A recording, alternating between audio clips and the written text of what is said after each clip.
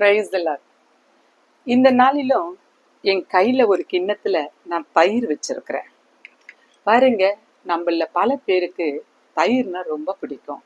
தயிர் நம்ம அனுதின உணவுல எப்படியாவது சேர்த்துக்கிற ஒரு பழக்கம் இருக்கலாம். இது கொழுமையானது, ஆரோக்கியமானது.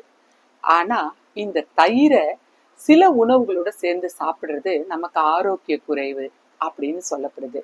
குறிப்பா மாம்பழம், அதுக்கப்புறம் விட்டமின் சி உள்ள சில ஃப்ரூட்ஸு, அதாவது எலுமிச்சை பழம், சாத்துக்குடி போன்ற பழங்கள். அது மாத்திரம் இல்லை, சீ ஃபுட்ஸு, கடல்ல இருக்கிற அந்த மீன்கள், எறா, இது கூட இந்த வகையான சமையல் பதார்த்தங்களோட தயிரை வச்சு நம்ம சாப்பிட்றது நல்லதில்லை அப்படின்னு சொல்றாங்க.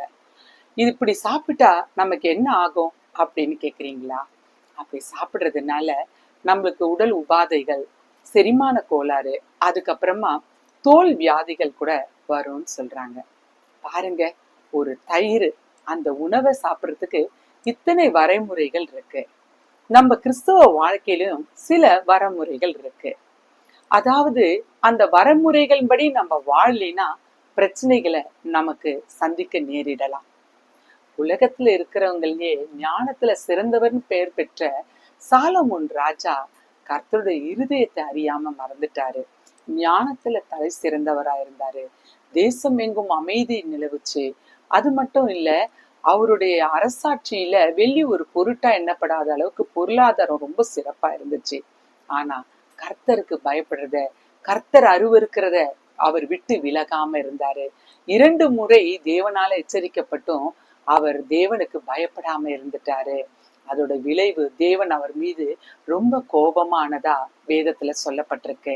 ஆமாங்க, 2 கொரிந்தியர் 6 அதிகாரம் 14 சொல்லுது, நீதிக்கும் அநீதிக்கும் சம்பந்தம் ஏது? ஒளிக்கும் இருளுக்கும் ஐக்கியம் ஏது? இன்னைக்கு சத்தியமாக இந்த வேத வார்த்தையின்படியும் ஒளியாகிய இந்த வார்த்தைகளின்படியும் நம்ம வாழணும். அதுக்கு நம்மளுடைய உறவுகளும், நம்மளுடைய நட்புறவுகளும், அது மாத்திரம் இல்ல, நம்ம பிள்ளைங்களுக்கு நம்ம துணையை தேடும் போதும் ரொம்ப எச்சரிக்கையா இருக்கணும். அந்நிய நுகத்தோடு அந்நிய காரியங்களில நம்ம பங்குள்ளவர்களா இருக்கும்போது நம்ம வேதத்துக்கு புறம்பாய் நடக்கிறவர்களா மாறிடுறோம்.